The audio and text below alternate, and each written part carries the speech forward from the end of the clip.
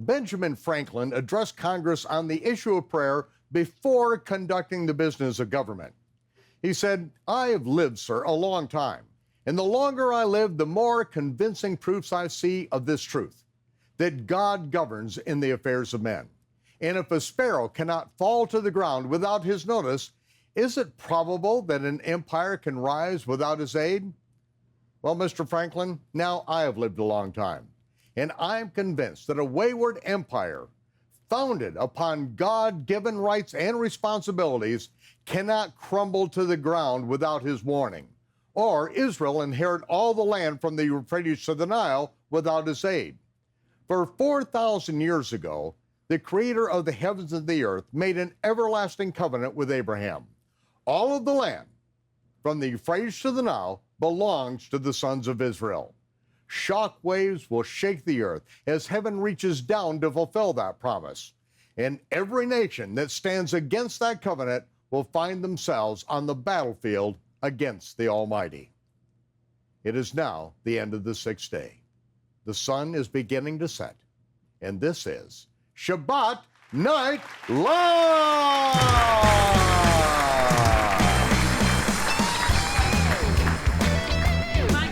Be a great show tonight. It will be.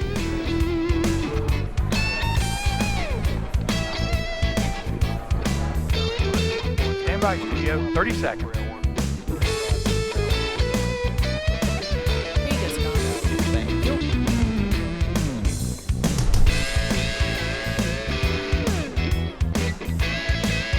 1 minute to air, Michael. Oh, thanks. All right, this is it, Michael. Thanks, Ellie. Michael, finish.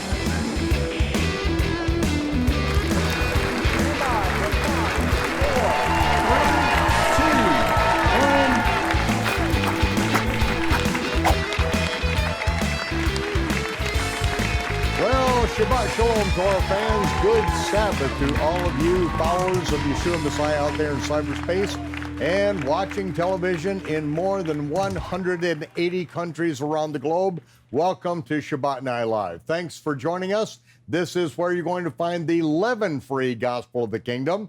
Here, there's no rabbinic takanot mixed in. There's no Babylonian sun worship added to the mixture, and no papal bull. This is still, as long as I'm alive, living and breathing, a no man-made religion zone. And thanks to my guest hosts for this last year, Scott Laird and Matthew Hall, we're back with you and back with them. Thank you for being with us, Scott. Shabbat Shalom. Shabbat Shalom. Well, this is a very momentous moment in time on the pagan calendar for America, September 11th. Not that many years ago, we saw the trade centers come crumbling down and the world changed overnight. Mm-hmm. And tonight we're going to be talking a little bit about that. And also we've got some update as far as our Aviv fellowships and to start things off here, because now we are coming up, ladies and gentlemen, on the seventh month of the year. This is the close of the sixth month. As we come up to the seventh month, the Sabbath month, we've got more feasts, more holy days, more Sabbaths in this month than any other month during the year. And so we always, every week, Shabbat Night Live, turn to the astronomically and agriculturally corrected biblical Hebrew calendar, and we open it up and find out where we are. And like, we've thought of everything on this, because even though this is the biblical calendar, we also have put a cross-reference for the pagan dates. So all you have to do, if you don't know what the date is on the biblical calendar, walk down the street, find a pagan, ask him what the date is, and he'll tell you, oh, the date is September 11th. So you look, oh, it's the 26th day of the sixth month. We're coming down to the close of the sixth month right at this point in time, and we are coming up on Yom Teruah this coming week. So we're going to be watching the first sliver of the new moon in the land of Israel. And when that is seen, at that moment, it will be the high Sabbath of the Day of Trumpets. Mm-hmm. Now, we wouldn't know that it's the first day of the seventh month had we not been watching for the Aviv in the land of Israel and the new moon at the time that the barley's Aviv. And this is why, ladies and gentlemen, the Almighty commanded us to guard and to keep his Sabbaths. To guard, the word keep is actually guard. It is shomer. It is to guard his Sabbaths. Not just the weekly Sabbath, but every one of the feasts of the Lord begins and they conclude with a Sabbath day. Regardless of the day of the week that it falls on, it is always beginning and ending with the Sabbath. So he tells us to guard his Sabbaths, and he also tells us in Deuteronomy 16:1, which is one of the motto verses of the Aviv Fellowships, which is guard the month of the Aviv, as it says in Hebrew. It's not the month of Abib. There's no month name. It's the month of the Aviv, when the barley is Aviv in the land of Israel, because that's the Creator's calendar.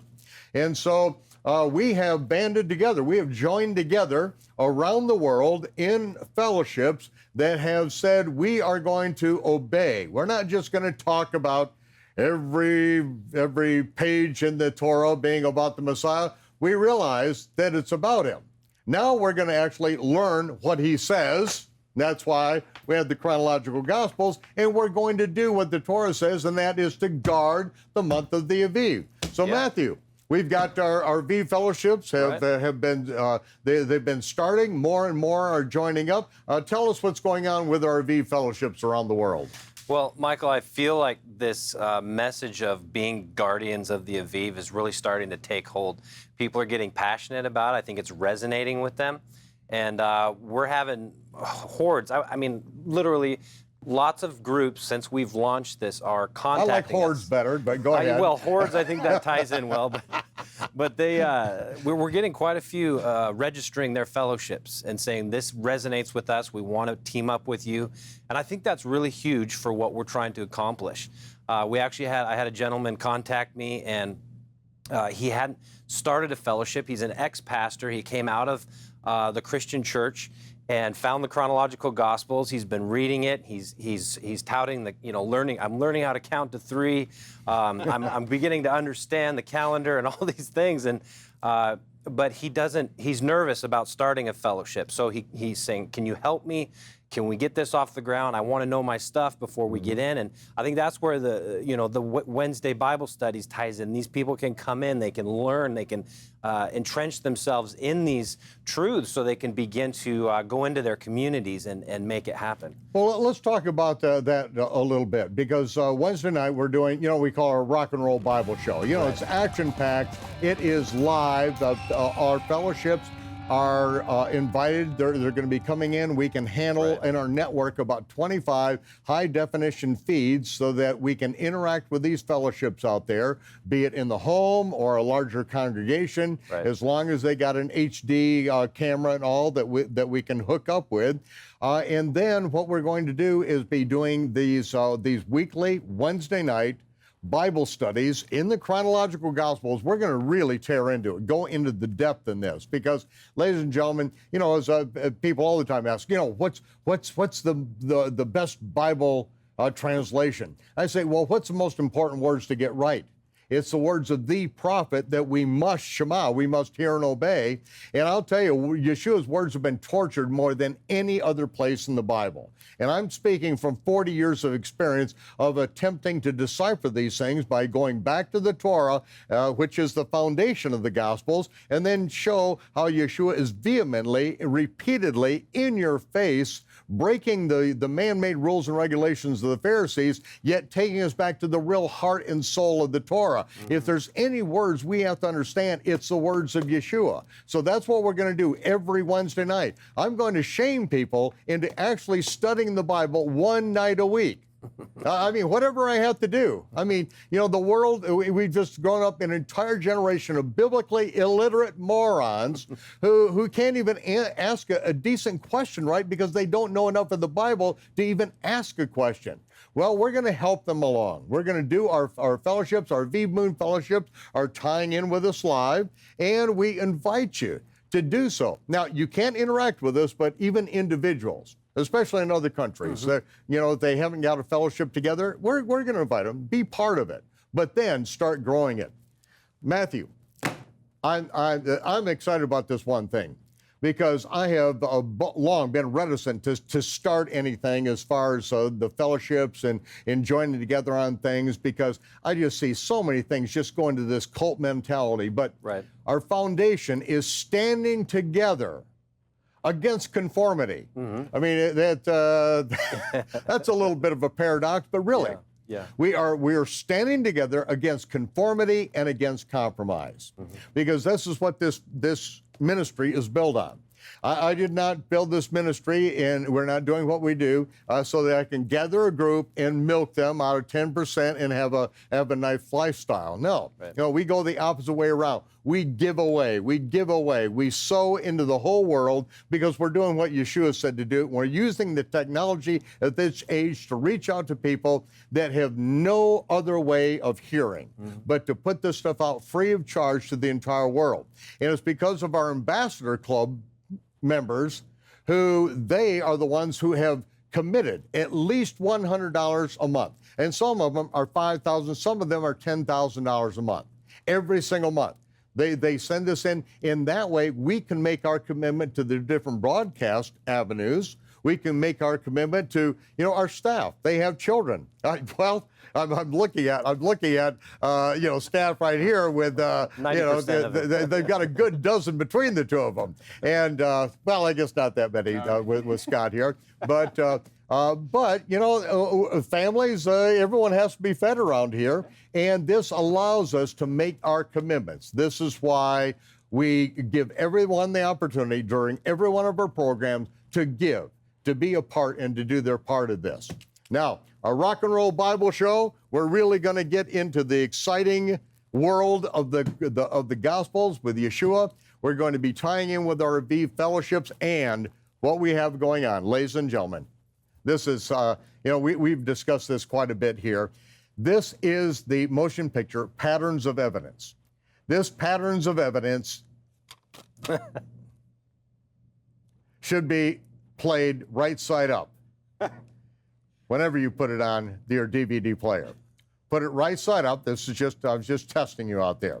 Yes, play it right side up, because Patterns of Evidence is by far, it is the greatest biblical documentary that has ever been done on planet Earth. I know the filmmaker personally. He is going to be with us. He is going to be bringing with him from Spain the archaeologist, Dr. David Rowe, the Egyptologist, who also stars in this particular movie. We are going to be together during the middle of the Feast of Tabernacles. We are inviting just 100 people. If you want to be a member, if you want to be here, this is the place to be. All weekend long, we are going to get into the evidence of our coming out of Egypt. Those things which have been denied by Egyptologists, which have been denied by professional archaeologists for the state of Israel, even they have been denying it, because they conspired together to make the Bible wrong so that they can come up with some new thing. I'll tell you my experience in life. I've lived a long time, and I've learned that scientists and archaeologists and politicians are the biggest liars on planet Earth. Whoever will pay them the bucks to prove whatever they want proven, that's what they will prove. These guys, they finally unmasked the entire charade and show how they have all conspired to make the Bible wrong, but he shows and drops the hammer on them. Ladies and gentlemen, get it. Order it now, tonight. Get this for your fellowship.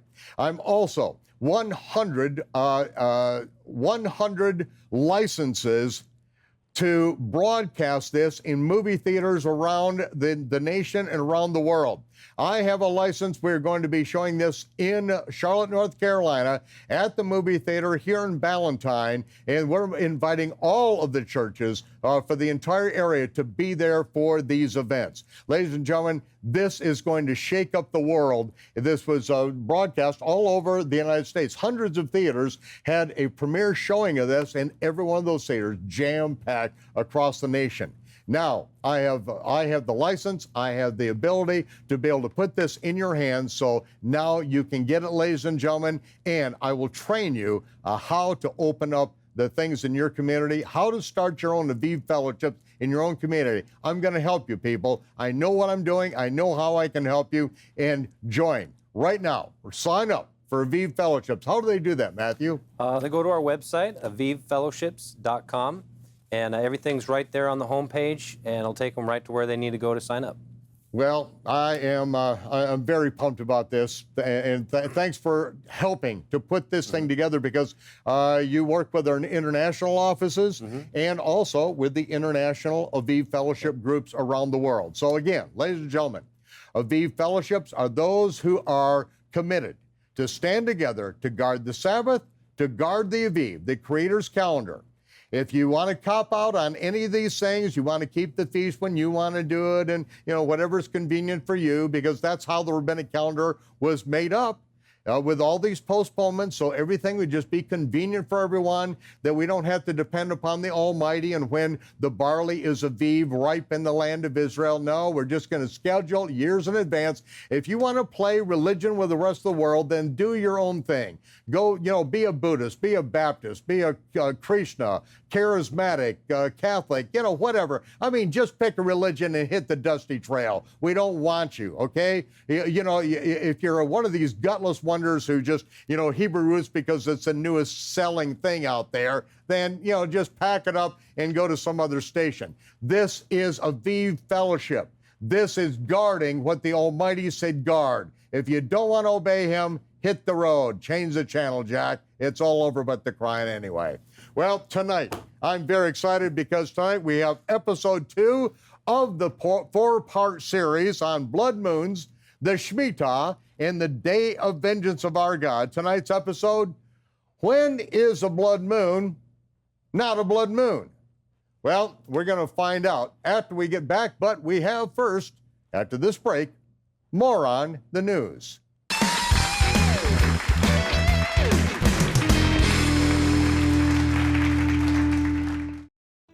Each new day brings us closer to the fulfillment of the end times and the return of our Messiah. In the Bible, we are told to make ourselves ready, watching world events and waiting for the sound of his shofar that signals his coming, as prophesied in the fall feasts of the Lord. In fact, the fall feasts of the Lord are the blueprint for the Messiah's second coming. But we need proper understanding of the feast to know what to expect and to truly know our Messiah. Michael Rood has made it his life's mission to help others understand the feasts of the Lord and what they mean for believers in Messiah. And you play a vital role in that mission. We need you to stand with Michael Rood to help spread the understanding of the feast of the Lord.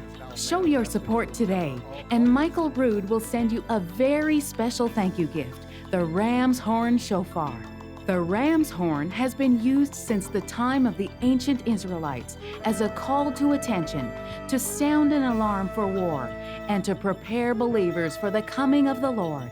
Michael Rood will send you this ram's horn shofar plus a handsome display stand when you give $125 or more to the Ministry of a Rood Awakening International in September. Hurry! This offer is only available in September and quantities are limited. On the 7th month, on the first day of the 7th month, thou shalt have a memorial of the blowing of trumpets. You will remember this day as long as you live forever. Your support helps Michael Rood spread the truth about the fall feasts of the Lord and the second coming of Messiah. Call now or visit our website to make your donation of $125 or more and receive your Ram's Horn Shofar.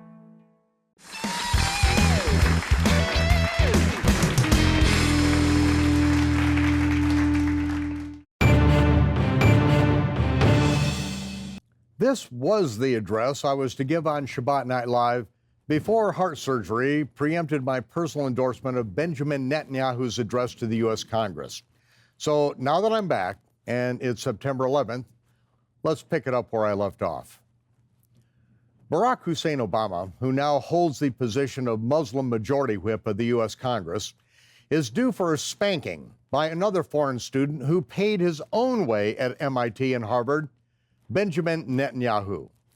Netanyahu, who is no friend of Islamic terrorists or the countries that support him, has taken a hard stand against the jihadist state of Iran and is to address the U.S. Congress on March 3rd, concerning the basic principles upon which the U.S. was originally founded and the principles which continue to direct the free nation of Israel. While the U.S. president has repeatedly bowed to desert sultans who worship a manufactured megalomaniacal moon god, Netanyahu and the fledgling nation of Israel bows only to the Creator who has endowed all men with absolute inalienable rights, the God-given rights upon which the Republic of the United States was originally founded. Netanyahu's address will be a breath of fresh air to the lovers of free thought, but will be conspicuously boycotted by atheist socialists who have not yet received their first clue as to what this whole Islamic jihad thing is about. While the U.S. continues to play into the hand of the global social agenda of Muslim terrorists, the hope of the free world now rests in the hands of the tiny nation of Israel, a twice combat-wounded leader who understands the cost of freedom and ultimately the promises and blessings of the God of Israel. America is learning the hard way after having twice chosen a leader whose most notable contribution to the human race came as a lawyer for ACORN, an acronym synonymous with election fraud. Obama also worked hand in hand with the former Illinois governor, who is currently serving time for a resale scam involving Obama's vacated Senate seat. Though both Blagojevich and Obama were caught lying in the cover-up, only Blagojevich, now known as prisoner number 40892-424, is serving hard time in a federal penitentiary for the fraud. Impeachment at the hands of potentially complicit members of Congress is the only method constitutionally condoned that could have led to the removal and incarceration of Obama. But Blagojevich is appealing because evidence was overtly suppressed by the judge, evidence that no doubt would have implicated Obama. So now, an appeal and a mistrial verdict would now reward a fellow conspirator who had taken the fall so graciously. While Barry Hussein Obama has never enjoyed as much leadership training as the Cub Scouts, Captain Benjamin Netanyahu has served with distinction in mortal combat with genocidal Muslim forces and then lost his older brother, Yonatan, in the successful counterterrorism raid on Entebbe. Many Americans are hoping that Netanyahu will be able to advise Hillary Clinton.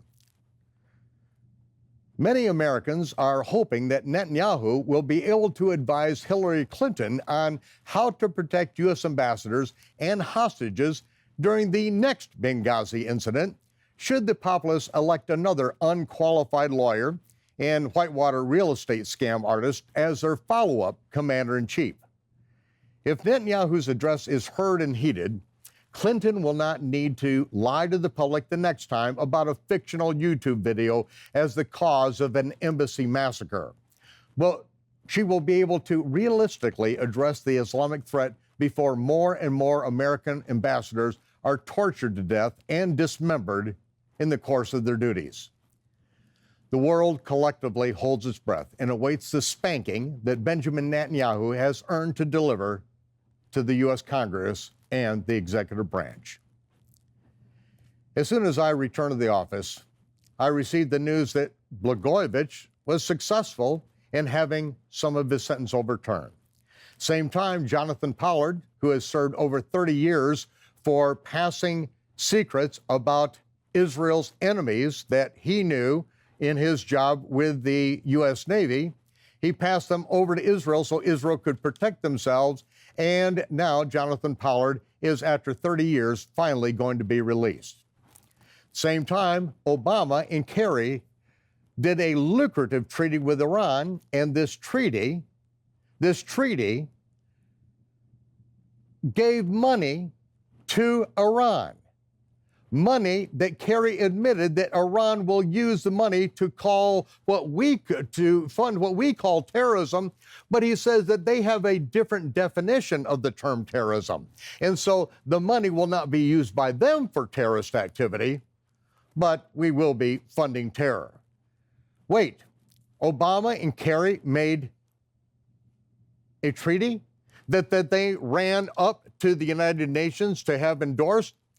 They stole that authority from the Congress. Congress has the authority to make treaties, not two renegades, not a liar, one who has been caught lying, a bald-faced liar, Muslim sympathizer who lies about why Benghazi actually happened and blames it on a YouTube video when they knew exactly who they had in place. My goodness, people, it's over with. Kiss it goodbye. The Trade Center towers, that was just the beginning. But again, don't worry, the Congress won't overturn that. They're trying to bribe Iran, throw money at them so they won't do anything to hurt us. Bribery to Iran, it's the only way that Congress knows how to do business, bribery. I'll tell you, if it wouldn't degrade the profession of women, I would call Congress just a whorehouse. Well, that's my perspective. I could be wrong, but I'm usually not. That's moron Obama.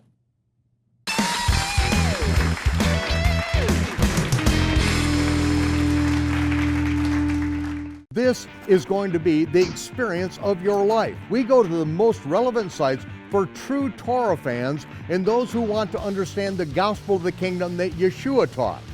Our tour package includes all hotels, top quality hotels, meals, entrance fees, tips and gratuities, all of the airfare to and from JFK to Tel Aviv and back. The price, $4,900, completely complete. Register before October 31st and save $200, the same amount that I saved if you register by then. And if you wait and register between November 1st and December 31st, well, good luck on getting a place on the tour. So register now. Be a part of this. It will change your life forever. I guarantee it. You will not be disappointed. Experience Israel like no other tour can. Dig the Word with Michael Rood, April 3rd through the 14th. To lock in your place on the tour, go to www.aroodawakening.tv/Rood Tour. Be there. The Messiah was not born on December 25th, but many false gods were. Break out of spiritual blindness and show others the way with truth and tradition. In just 30 minutes, Michael Rood explains the disturbing truth about Christmas and why believers should have nothing to do with it. Watch Truth and Tradition and discover the prophecy you never knew about the Messiah's birth. Order your copy of Truth and Tradition exclusively from A Rood Awakening International.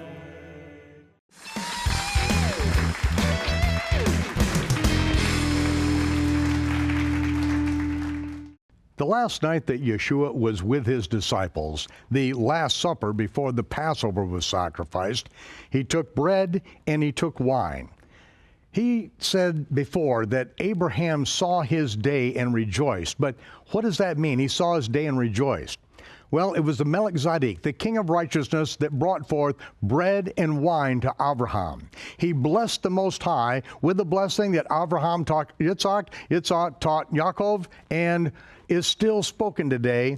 Whenever bread and wine is served at a Jewish table, whenever it is Sabbath, especially around the world, the bread and the wine are brought forth with this blessing.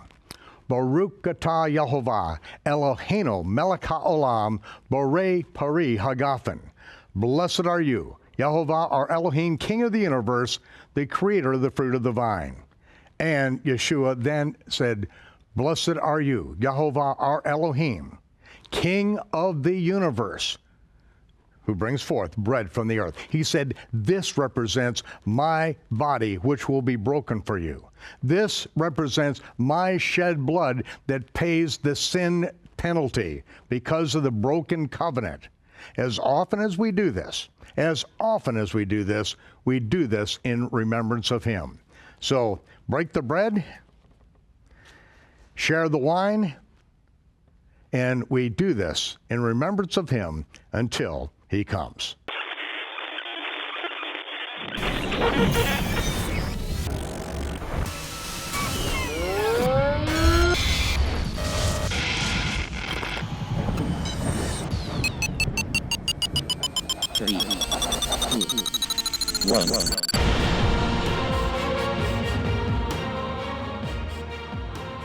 This is blood moons, the Shmittah, and the day of vengeance of our God. As I pointed out in the first episode of this prophecy series, there is a growing concern over the lunar eclipses on the Feast of Passover and Tabernacles for the years 2014 and 2015. These signs in the heavens are being either ignorantly or maliciously reassigned the biblical nomenclature blood moons, which they are not. They're also being assigned attributes which destroy any chance of understanding the true significance of their divine warning. In order to understand the spiritual ramifications of these misleading false prophecies, which are derived by renaming lunar eclipses as blood moons and assigning the Shmittah to anyone living outside the land of Israel, you will need to study the first episode in this four-part series. The first reference to the moon turning to blood is in the New Testament, and this is where we left off in our last segment. And we go back to Shimon Kippur, on the day of Shavuot. In Acts 2, verse 16, Shimon Kippur says, "But this manifestation of speaking in tongues at the feast of Shavuot is that which was spoken by the prophet Joel." It's that in that it's an outpouring of the Spirit. It's not drunkenness as they were assigning to it. And it's not the final fulfillment of Joel's prophecy. It's just the fact that it is an outpouring of the Spirit spoken of by Joel. That's how it is the same thing as that. So don't confuse it with them being drunk. It's only 9 o'clock in the morning. If it's 9 o'clock at night, they might have a point. But he goes on to say, and he paraphrases the prophet Joel in the book of Acts. It's not verbatim. And in verse 17, it says, "It shall come to pass, saith God," which is not in the original, it's not in Joel, but he's, again, putting it in context. He's allowed to do it just like I do it. You have to sometimes put things back in context, let people know who's talking here. So it shall come to pass. It's not Joel that's saying it, it is the Almighty, okay? "I will pour out my Spirit upon all flesh, and your sons and daughters shall prophesy, your young men shall see visions, and your old men shall dream dreams. And on my servants and on my handmaidens I will pour in those days of my Spirit, and they shall prophesy. And I will show wonders," or signs, in heaven above, "and signs in the earth beneath." In Hebrew, it's actually the figure of speech ellipsis. It says, "I will show signs in heavens above and in the earth beneath." He adds the word signs again because it is the Hebrew figure of speech. It is ellipsis. It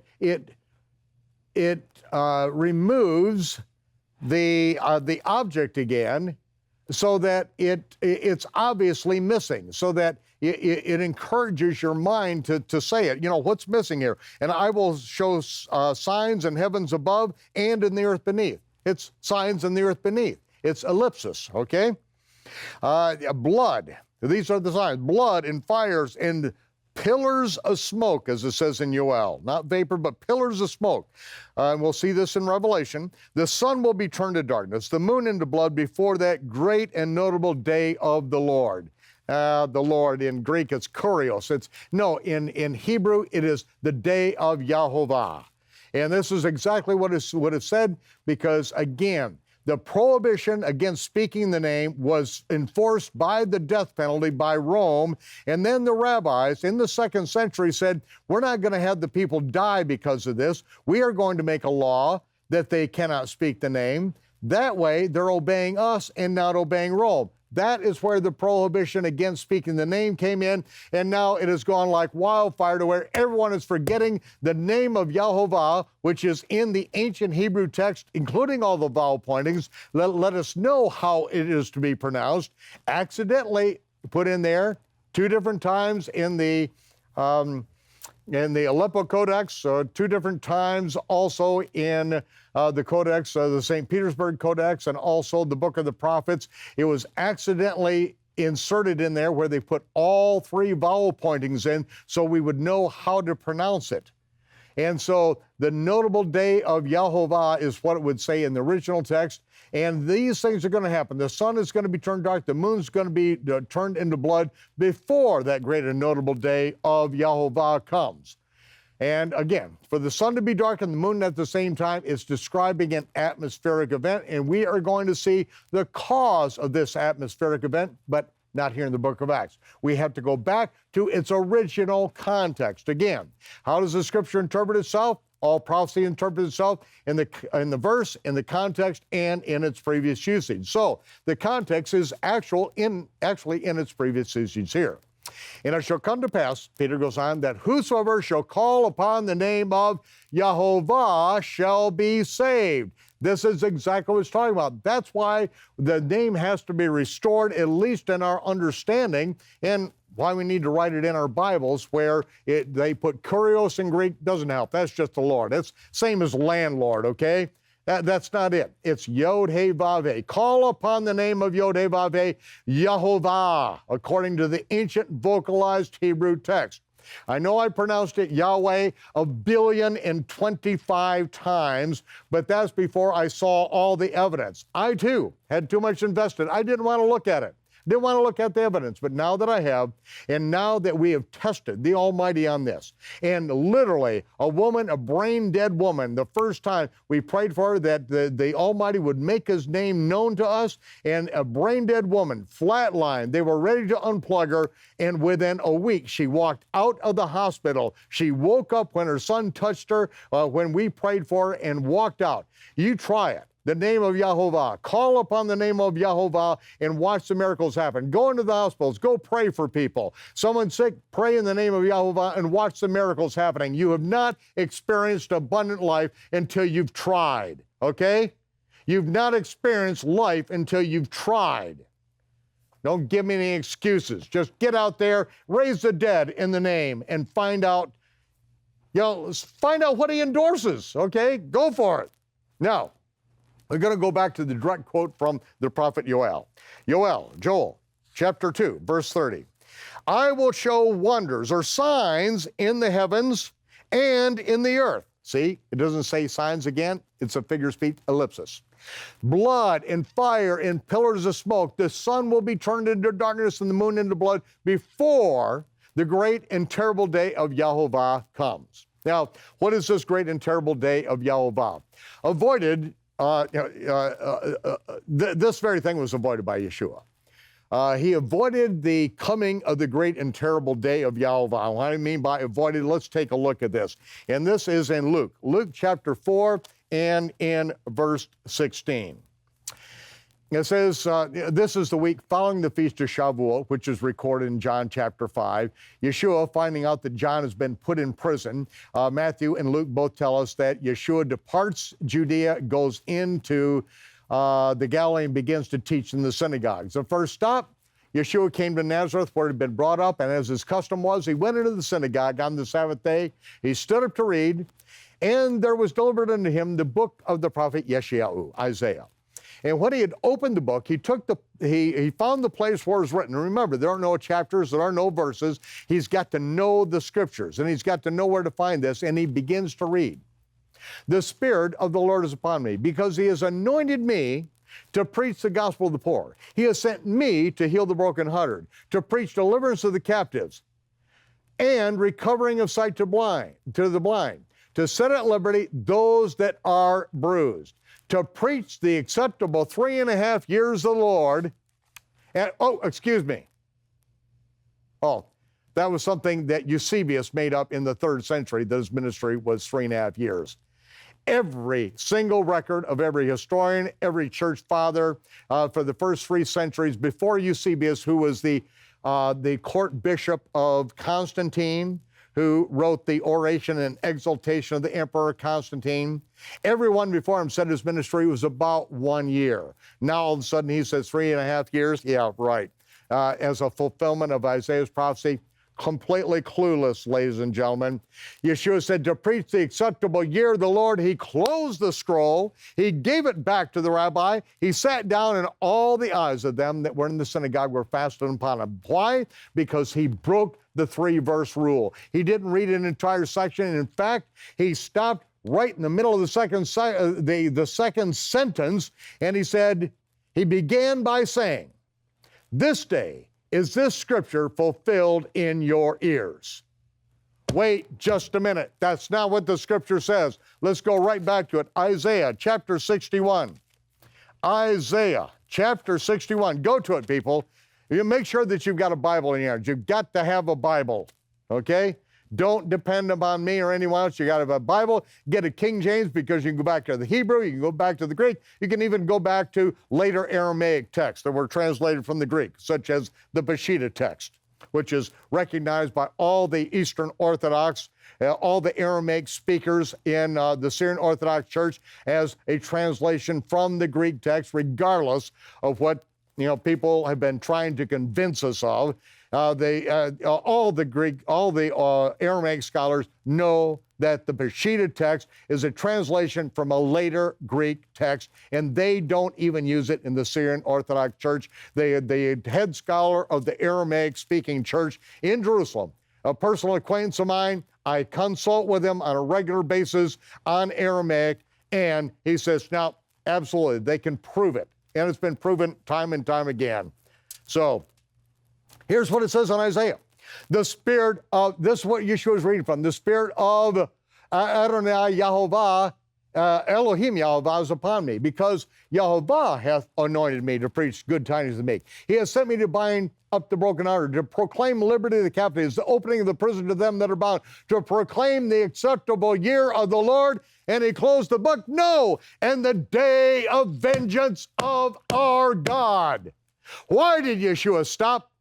Why did he stop right in the middle of the sentence? Why did he break the rabbinic law of not reading an entire section, which today is 3 verses? Why did he stop in the middle of the second sentence? Because he did not come to bring or to preach the day of vengeance of our God. That is what we are talking about, that is on the doorstep, ladies and gentlemen. It goes on. If you would have read the whole thing, to comfort those that mourn, to appoint unto them that mourn in Zion, to give them beauty for ashes, oil for the joy of mourning, the garment of praise for the spirit of heaviness, that they might be called the trees of righteousness, the planting of Yahovah, that he might be glorified. Ladies and gentlemen, the day of vengeance of our Elohim is multifaceted, transpires over a period of time. The word day is simply a period of time, an epoch, an age, an era, even in common English parlance. Day. This is the day the Lord has made. Does it mean this very day? No, this is a time period. But there is a culminating chain of events, which John saw by revelation, a vision. And the prophet David described that day of vengeance with great emotion and power. One of my favorite sections of the scripture. Ladies and gentlemen, go to the second psalm. The second psalm. Why do the heathen rage and the people imagine a vain thing? The kings of the earth set themselves, they take a stand. The rulers take counsel together, they conspire against Yahovah and against his anointed, his Messiah. And they say, let us break their bands asunder. We will not be restrained with them. Let us cast away their cords from us. We will not be bound by any of their rules and regulations. He that sits in the heavens shall laugh. Adonai himself will have them in derision. Then he will speak to them in his wrath, vex them in his sore displeasure. Yet have I set my king upon my holy hill of Zion. I will declare the decree, Yahovah saith to me. Thou art my son, this day have I begotten thee. Ask of me, and I will give you the heathen for your inheritance, in the uttermost parts of the earth for thy possession. Thou shalt break them with a rod of iron. Thou shalt dash them in pieces like a potter's vessel. Be wise now, therefore, O you hot-shot kings. Be instructed, you hot-shot judges of the earth, who think that you can do your own thing. You better turn around and serve Yahovah with fear. and rejoice in him with trembling. Kiss the Son. You better make up to him, lest he be angry and you perish from the way when his wrath is kindled but a little.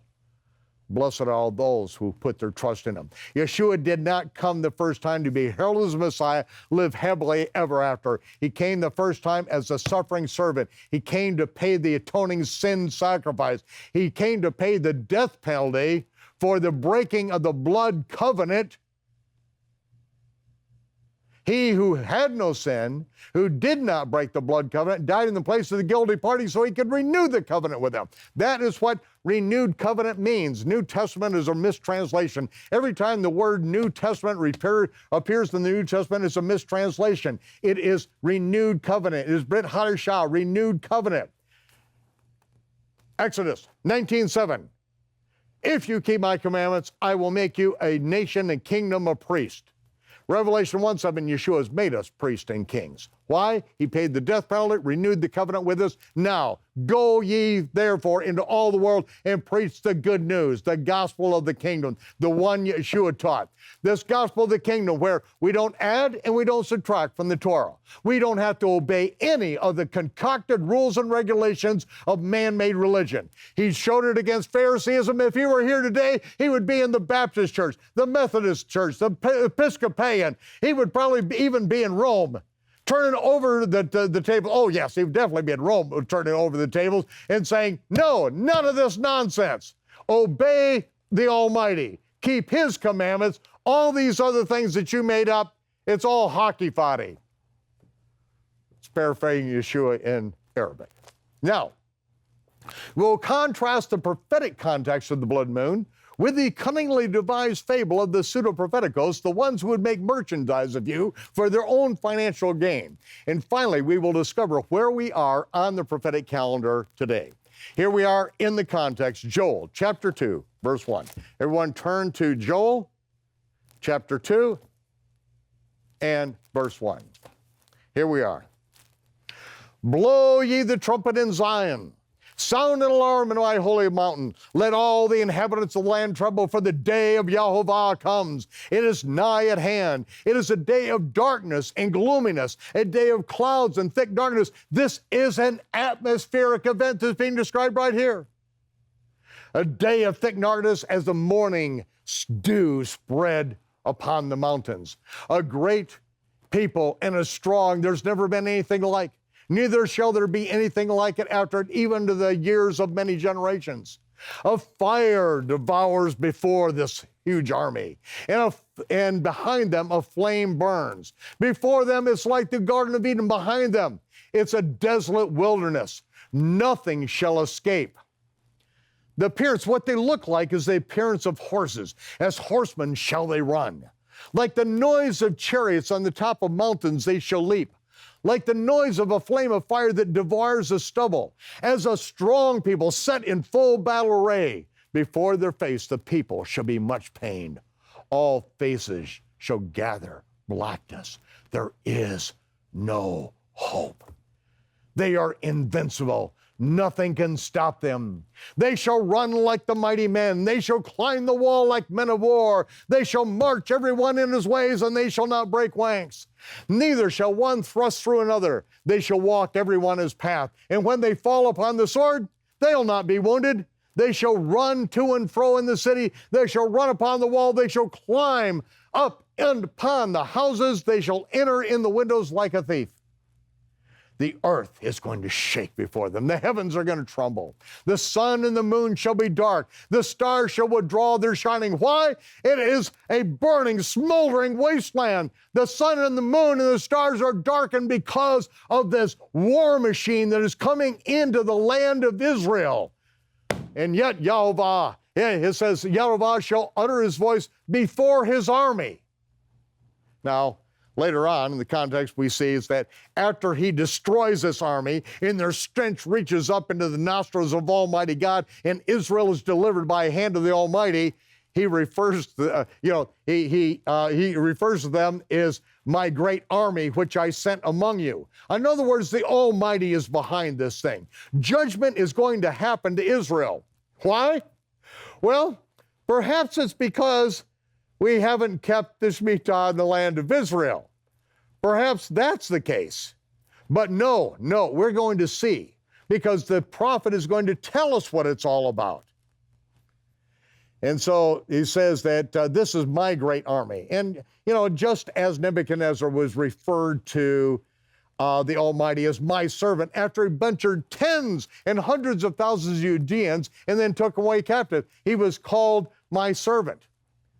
And so he is bringing this upon his disobedient people. This is what he is doing. And it says, for his camp, the Almighty's camp is very great, and he is strong that executes his word.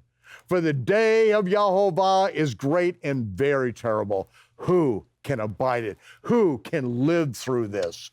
Who can live through this?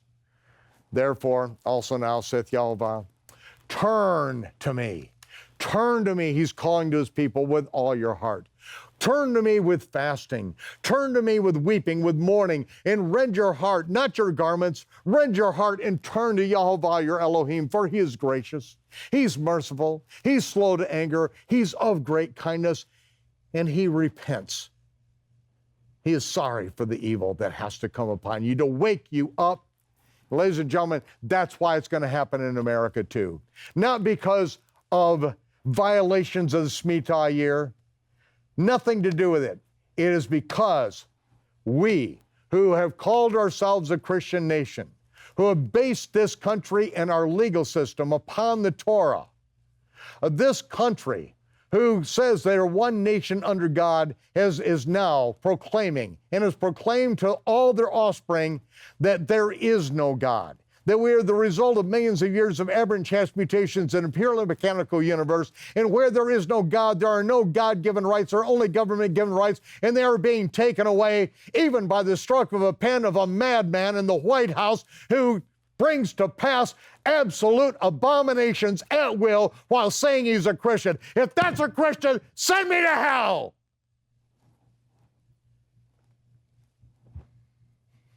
Better yet, send him to hell. Somebody's got to go, might as well be him. Who knows, verse 14, if Yahovah will not return and repent and leave behind a blessing, even a meat offering and a drink offering unto Yahovah your Elohim. This is what we can do no matter where we are. It says, blow the trumpet in Zion and sanctify a fast.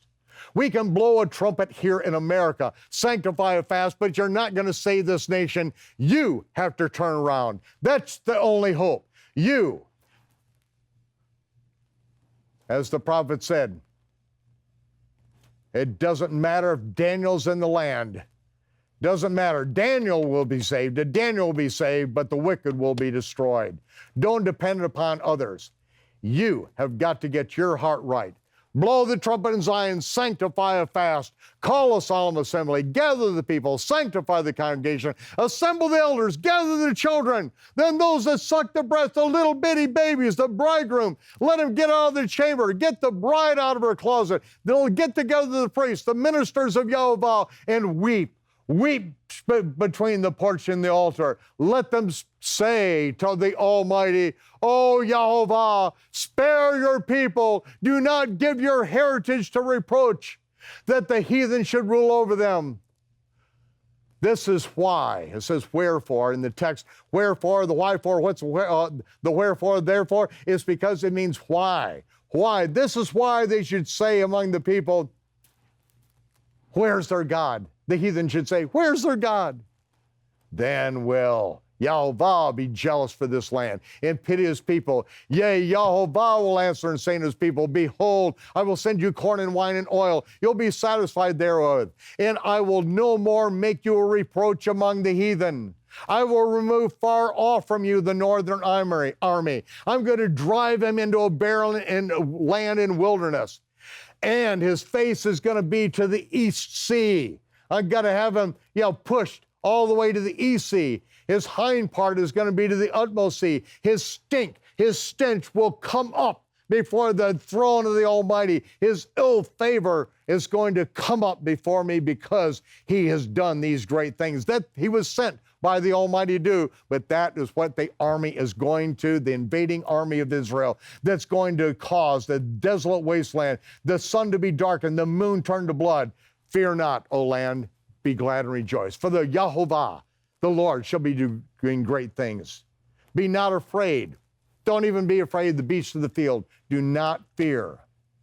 Do not fear for the pasture of the wilderness, because they're going to spring up again. The tree is going to bear fruit. The fig tree, the vine are going to yield their strength.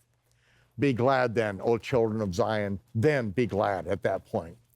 Rejoice in Yahweh your Elohim, because he has given you the former rain moderately, and he will cause to come down for you the rain, the former rain, and the latter rain in the beginning. See, this is the beginning of the fulfillment of the fall feast.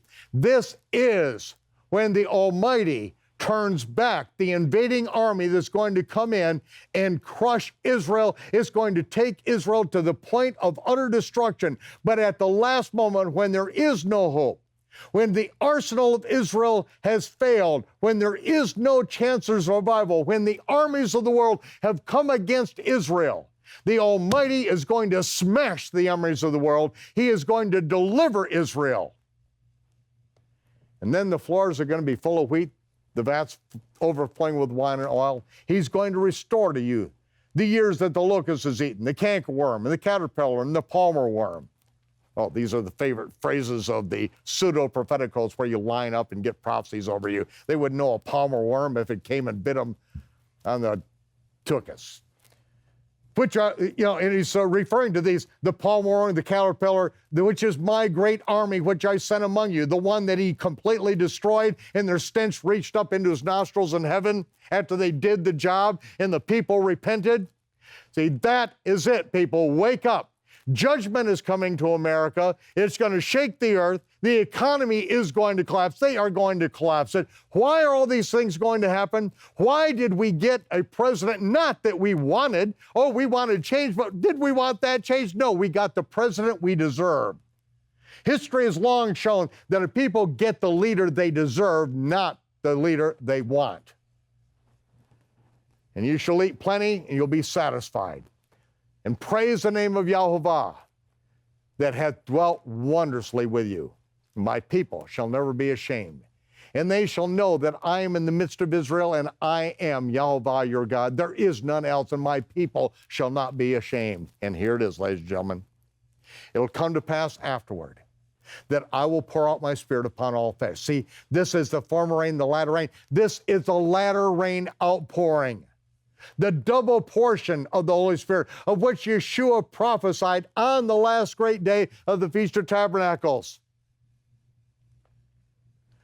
Come unto me, all ye that thirst, and out of his belly will flow rivers of living water. This spake he of the Spirit, which would after be given. And this is what it's talking about, the double portion of the Holy Spirit. I will pour out my Spirit upon all flesh. Your sons and your daughters will prophesy. Your old men shall dream dreams. Your young men shall see visions. And upon my servants and upon my handmaidens in those days, I will pour out my Spirit. And I will show signs in the heavens and in the earth, blood and fire and pillars of smoke. The sun shall be turned to darkness, the moon into blood, before the great and terrible day of Yahovah comes. And it shall come to pass that whosoever shall call upon the name of Yahovah shall be delivered. For in Mount Zion and in Jerusalem shall be deliverance, as Yahovah has said, and in the remnant whom the Lord Yahovah shall call. And he goes on, forget the chapter marking that was added by a Catholic priest on horseback riding through France. For behold, in those days and in that time, when I shall turn back the captivity of Judah and Jerusalem, will I also gather all nations and will bring them down to the valley of Jehoshaphat. And I will plead with them there for my people, for my heritage Israel, whom they have scattered among the nations and parted my land. And he is going to gather us all back together. We are going back. It is the next Exodus, and we are going back to the land. We're going to take a short break right now, as we do each week. And this is our opportunity to ask you to stand with us. Vacation time is past. The school year's begun. One more circle around the sun. We've made our commitments to broadcast around the world with TBN Inspiration Network, so many different broadcast networks around the world to give out free at cost to us. And, several years ago, I actually had 2 attempted takeovers of this ministry. The first one was when I wanted to put everything that we did free of charge on the internet, because at that time it looked like financial suicide. But I said, this is the message Yeshua said. The gospel of the kingdom that he was preaching must be preached in all the world. I said, if we are doing that message, then the Almighty will back us up, and the people who listen to the Almighty and Yeshua, who are told to give, and it will be given back to them full measure. Pressed down, shaking together, running over, shall men give unto their bosom. Those who really understand that if they give to help support this ministry, that they will be given back to, that those people, if they will stand with us, that they'll hear their message. Some of the people out there are going to give enough so that we can get to more people and we will survive. We almost didn't survive this summer, ladies and gentlemen, because a lot of people thought after my surgery, I just disappeared. Did I die? No, I was working hard to get back to be with you on Shabbat Night Live so I could be there every week, so I could stand in here with you. I'll tell you, that first attempted takeover failed, and what happened? We're on YouTube, over 1 million minutes of viewing a month, ladies and gentlemen. Absolutely phenomenal. Very few things on the internet get that much attention. Then the second attempt to take over was to keep me off Spanish, and now we are on in every Spanish-speaking country in the world by TBN Enlace, and this is all because of you who are standing with us. And I'm inviting others of you, please join in. Other people gave so you could hear. Now I need you to give to keep us alive so that we can then reach others so they can hear. This is now your responsibility. I've done mine, and this is your time to stand with us. Thank you.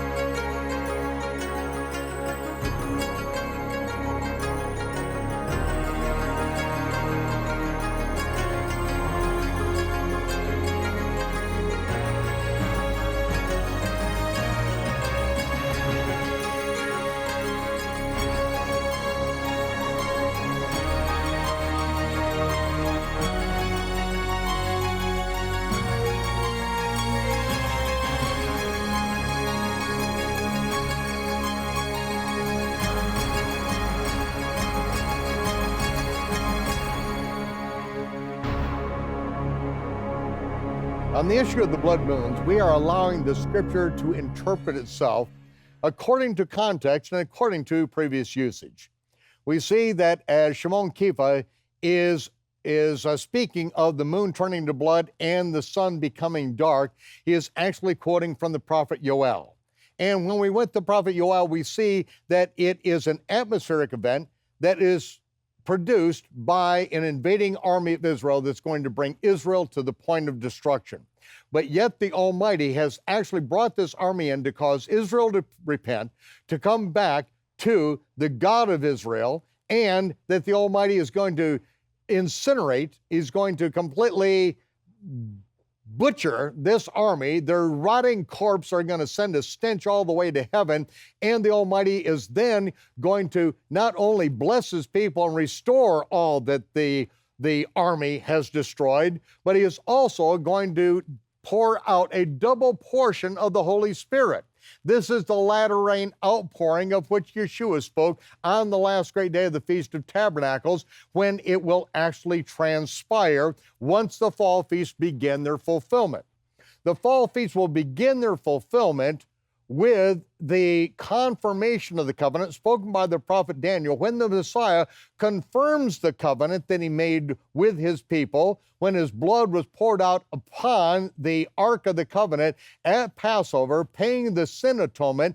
And then we are going to see that this confirmation of the covenant is going to come on the holiest day of the year, which is Yom Kippur. Yom Kippur, that is when that is going to start the last seven, the last Shavua, the last Shavuim, the last 7-year period. And at the beginning of this, there is going to be a whole-scale invasion of Israel that transpires on Tishri 1, the Day of Trumpets, a 10-day period in which there looks like there's going to be no hope for the salvation of Israel at all. And the armies of the nation are gathering to do just that, politically and behind the scenes. Now, we are going to go all the way into the book of Revelation, and we're going to see exactly what Yeshua wants his servants to know. Because remember, the book of Revelation, why it is not understood by the vast majority of planet Earth, and every book you read out there is basically a joke on it, because it was written to the servants of the Messiah. The doulos, the sold-out bondservants, because those are the ones that need to know the things which must come to pass. They are not living in the fairy tale dream world that they're going to all be raptured out of here in the middle of a 5-course Sunday brunch at the country club after church on a Sunday morning before anything bad happens. And they're not the ones that are saying, oh, Jesus wouldn't have his bride getting all beaten up first. Oh, please, people. Right now in Syria, we have Christians that are getting their heads cut off. In China, there were hundreds of thousands of believers who were butchered by the communist government. It happened in the Philippines when the communists came in there. I know believers, saints, who lived in the jungle. There were not enough of them left alive to bury the dead. And you tell me, oh, Americans, get out of here. Oh, it's a figure of speech, people, the bride of Messiah. How about using the figure of speech, warriors? How about getting in there and fighting? How about Yeshua saying, to the ones that have already died, souls under the orders, rest until your fellow servants are killed. Fellow servants are going to be killed. You don't want to be in that group? Well, then what are you going to do about it? Oh, just get a bomb shelter, get a bunch of Oprah reruns on VHS and a generator, and just live in a hole, okay? The rest of us, we want in on the fight. It's a fight. You don't want to be in the fight? Die. It's your only way out. Rest in the grave. Go in there and whine under the altar there, okay? What are we talking about? Revelation. This is to the servants. And that's why only servants understand this. That's why I did the 35-part episode in the book of Revelation to servants, okay? Pew warmers, innocent bystanders, casual Christians, don't even bother getting it, okay? It's not for you. I didn't do it for you. This is the last thing I did. Knowing everything I did during the previous year, everything I did, I said, if this is the last thing I get to do, this is what it is. And then finally, the revelation. Why? To the servants, the last thing. This is the last revelation that John was able to give. And if this was the last thing I was able to do, and it was the last thing before I got 6 bypasses and they gave me a few more, whatever it is, to live, this is it, people. Revelation chapter 6, I watched. John, by revelation, watched as Yeshua opened the 6th seal. And there was a great shaking of the earth, like we read in Joel. And the sun became black as sackcloth of hair. The moon became as blood, just as we read in the book of Joel. And stars from heaven fell on the earth. Obviously, this is what appears to be stars. It's not Alpha Centauri, the nearest star, several times larger than our sun. Even if our little sun fell into the earth, it would have pretty well ruined the day.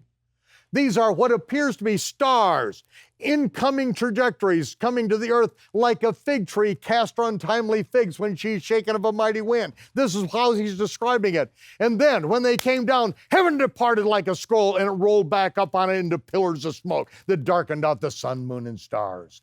The mountains and the islands were shaken out of their places. The kings of the earth, the great men, those who conspired against the Almighty, the rich men, the chief captains, the mighty men, and every bondman, everyone paying taxes in America, and every free man living in Montana. They hid themselves in the dens and the rocks of the mountains and said to the mountains and rocks, fall on us, not to crush us, no, to cover us and hide us from the face of him that sits on the throne and from the wrath of the Lamb. For the great day of his wrath has come, and who shall be able to stand? Again, the blood moons and the sun turned to darkness. Again, a direct inference takes us right back to the day of vengeance of our God in Joel. And we are still here. The believers are still here until the last trumpet calls us to the sea of fire and glass before the bowls of the wrath of the Almighty are poured out upon the inhabitants of the earth, because we are saved from the wrath to come. We are not saved from Satan's wrath. We are not saved from the wrath of Muslim terrorists. We're not saved from any wackos upon the planet, not from the communists. We're not saved from any of that. We are here. We are here to get purified. My advice, bow now. Bow the knee to the King. Get your stinking, filthy garments of pagan sun god worship you inherited from Constantinian churchianity. Get those stinking garments off you now. That's what you can do. Don't worry about the Shmittah year. It doesn't apply to you. It applies to me. I live in the land of Israel. The blood moons are an atmospheric event. Lunar eclipses are signs in the heavens which warn of events that have already been declared by the prophets of the Most High. As the Tekoan shepherd prophesied 2,600 years ago, surely Adonai Yahovah will do nothing, but he reveals his secret unto his servants or prophets. See, I don't need a book to give it all to me. It's like, the code is real simple, okay? If the Lord is in lowercase, God is bigger than Adonai Yahovah, okay? That's how it is in the text. And he will do nothing except he reveals his secrets first to his servants or prophets.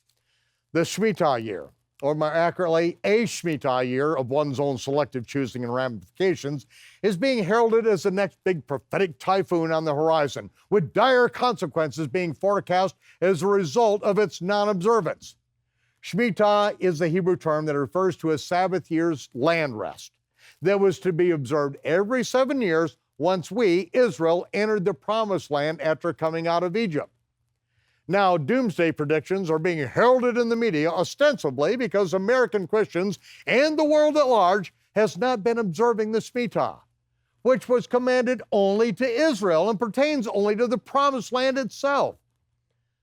The Shmittah prophets completely ignore all of the violations of the Creator's instructions that do pertain to all mankind, to all those who have joined themselves, grafted into the household of Israel, and those instructions to which every individual is responsible. But instead of putting the onus on them and to correct them for what they are doing wrongly, these pseudo-propheticals, these false prophets, are putting the cause for impending judgment upon those who cannot do anything about the agricultural practices of an entire nation that is not even required to keep a Sabbath year rest at all.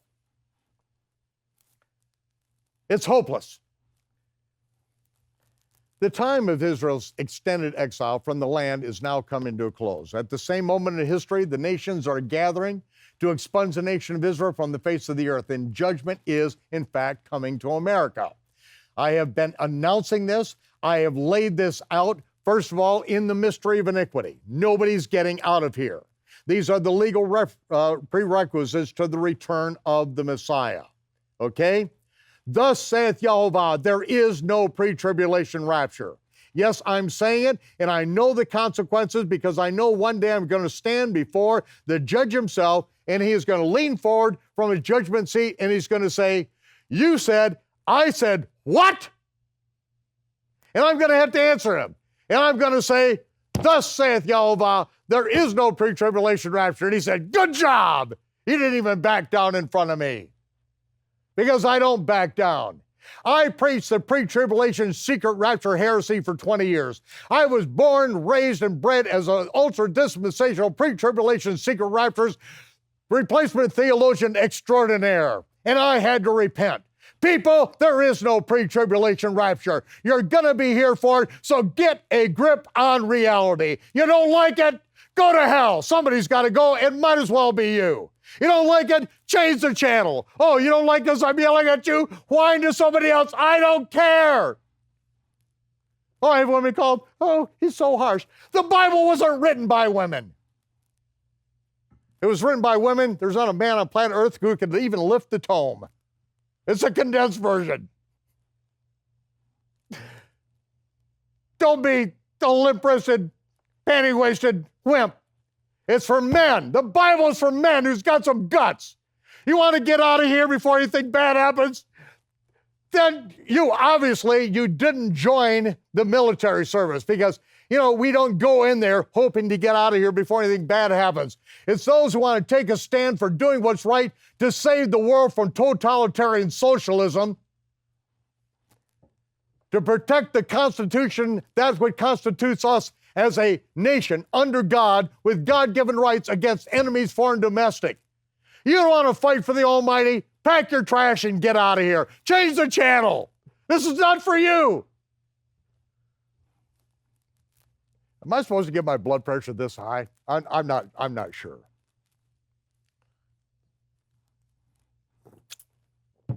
Well, all those nations who take a stand against the eternal covenant with the Almighty that he made with Abraham, that all the land from the Euphrates to the Nile belongs to the sons of Israel, they are the ones that are going to find themselves on the battlefield against the Almighty. The day of vengeance of our God is coming upon us. We are going to be here for it. There's no pre-tribulation rapture. And then the Almighty, at the Feast of Trumpets, 2009, the revelation, the beating of Balaam's ass, prophetically speaking, and how the United Nations taking a stand, and this is prophetically detailed by Balaam. You've got to get this, people. You need to understand what transpired the day that the Stark Market fell 777 points as Balaam, taken up on 3 mountain peaks and sacrificed 7 bullocks and 7 lambs on 7 altars. 3 times the United Nations summit to curse Israel to keep them from taking the land. People, you need to understand these things. These things came from heaven and they are in our hands right now. We'll get into more of that later. The prophetic realities of Shmittah are detailed in the Torah and also in the prophets. We go to Leviticus chapter 25. Leviticus 25 and in verse 1, please turn there. Leviticus, Genesis, Exodus, Leviticus chapter 25. Here we are, 25. Right after my favorite chapter, 23. Chapter 25, Yahweh spake unto Moses in Mount Sinai, saying, speak unto the children of Israel and say to them, when you come into the land which I give you, wait. I think in the ancient text when it says, when you come into America, no, when you come into the land which I give you, then shall the land keep a Sabbath unto Yahweh. 6 years you're going to sow the field, 6 years you're going to prune your vineyard and gather in the fruit. But in the 7th year is going to be a Sabbath, rest, unto the land, a Shmittah. A Sabbath to Yahweh. It's for him. You owe it to him. You shall neither sow your field, you're not going to prune your vineyard. That's what grows of its own, of your harvest, you shall not reap, neither gather the grapes of your vine undressed. For it is a year of rest for the land that I'm going to bring you into, the land I promised Abraham, that now you're coming into. And the Sabbath rest of the land shall be the provision for you. It's going to be the meat for you. For you, your servant, your maid, your hired servant, for the stranger that sojourns with you, for the Gentiles, and for the cattle, the beasts that are in the field. And all the increase is going to be for their sustenance. And you shall number 7 Sabbaths a year. So it's 7 Sabbaths. That's going to make 49 years. It's these 7 times 7, it says.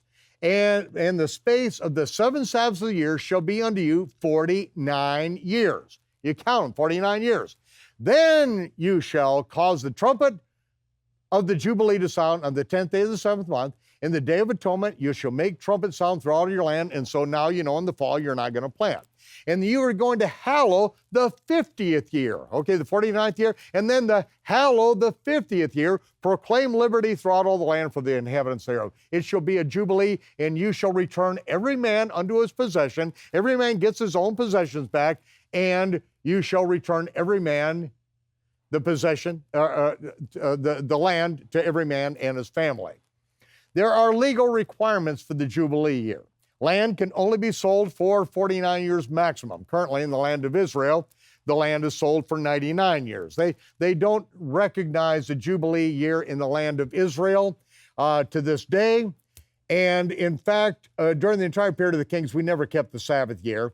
And that's why we owed the years in exile. We owed 70 years in Babylon and for Judah, and Israel was taken out of the land by Shalmaneser earlier. We'll go into that because these are very relevant prophetic significations for us in this day and time. It goes on, verse 11, it says, the Jubilee shall be that 50th year to you. You'll not sow, neither shall you reap that which grows of itself, nor shall you gather the grapes of it in your vine undressed. It's going to be a jubilee. It's going to be holy to you. And you're going to eat of the increase out of your field. And then it goes all the way down as it gets down to verse 23. Verse 20 here. I'm going to read.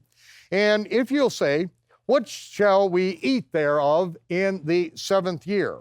Behold, will not sow, nor gather an increase.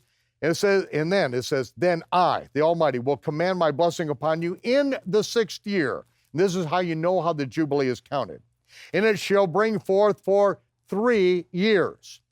You shall sow, and you shall sow the 8th year. Excuse me. Yep. And you shall eat of the old fruit until the 9th year, until her fruits come in. So the 6th year, you get a gathering in of produce that's going to last for 3 years. For the 7th, 8th, and 9th year. So the 6th year, you have the 7th year, the Sabbath year, Shmittah year taken care of. You have the Jubilee year taken care of. You have the 8th year in which you are to sow, but you are not going to have any produce come up. And so the 8th year, you're going to have the produce last all the way until the next year, until what you sow in the 8th year comes up in the 9th year. So you've got 3 years. That is how, with this mathematical equation, you have proving all things, you know that the Jubilee marks the half century on the half century from when we entered into the land of Israel.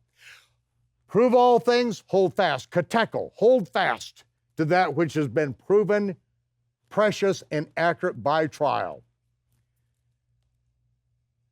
Have you ever wondered how you get 3 days and 3 nights between Good Friday and Easter Sunday? Well, if you haven't thought about it, you better start thinking critically. You are supposed to prove mathematically that which you are taught. Now, and hold fast if it's right. Now I'll tell you, Good Friday and Easter Sunday are pagan sun god worship festivals. Nothing to do with Yeshua fulfilling Passover, which he does. The prophetic shadow pictures embedded therein. The Jubilee is the 50th year. The counting begins anew on the next year for the Shmittah cycle. Since Israel never kept either the Shmittah nor the Jubilee, and a Jubilee is not recognized by the nation of Israel because of the legal ramifications of the land sale and have to go back to the original owners. There have been some that have projected that the 50th year is also the first year of the next counting. It's not so. The Jubilee marks the half century on the half century from when we entered the land. Now, the rabbis randomly marked 1952 as the first Shmittah after the reestablishment of the nation of Israel on the seventh Sabbath of the... that's what they did. They picked out 1952 as the first Shmittah, just arbitrarily. And this is after Israel became a nation in one day, on the seventh Sabbath of the counting of the Omer, May 15th, 1948, on the accurate biblical calendar, according to the Aviv, that year, Israel becomes a nation one day on the prophetically significant day of the seventh Sabbath of the counting of the Omer. The next day is a celebration of Shavuot. It was a very prophetic day, and this is why we're told to keep this feast and do this counting forever. Even though we did not know its prophetic significance, that's how we know, and that's why you need to get Newton's last dilemma. You need to understand what Newton could not figure out, ladies and gentlemen. He asked the right questions. It took NASA putting mirrors on the moon to be able to decipher what it was that Newton couldn't figure out. Ladies and gentlemen, this is our time. This is the generation to which these prophecies were written for. We are in here for the fight. We're in here for the battle. The Shmittah year has nothing to do with us. Nothing to do with us here in America. It does have something to do for me in the land of Israel, and I observe it in the land of Israel. But what is the correct Shmittah year? Let's take a look at it. 1917, General Allenby took Jerusalem. Didn't fire a shot. Just an incredible situation where the letters coming out of the plane telling them to surrender, they thought it was a message from Allah. It was. Surrender. General Allenby, 1917. 50 years later, Israel takes Jerusalem. 50 years, the Jubilee later, that's when Israel takes Jerusalem. What is 50 years later? It is 2017. Has the Almighty not shown us his Jubilee cycles when we have never kept them? That's the question. That's the question. Because the Almighty still runs the universe according to his calendar, according to his time clock, and even most of the Messianic and Christian world are clueless that the modern Jewish calendar was a complete invention in 359 by the Sanhedrin, just before going into exile when they made Takanot, a law which changed biblical law. They made a new calendar. But Yeshua said, do not follow the Takanot of the Pharisees. Do not follow their Maasim. Do what Moses said to do. I'd like to pray. Yivarechecha Yehovah barishmerecha, Yehovah panavelecha v'yichudecha, Yisa Yehovah panavelecha v'yasem lecha shalom. B'Shem Yeshua HaMashiach, Sar Shalom. Yehovah bless you and keep you. Shabbat Shalom, Shavua Tov. See you next week. Lehitrot. Adios. Sayonara. Bye-bye for now.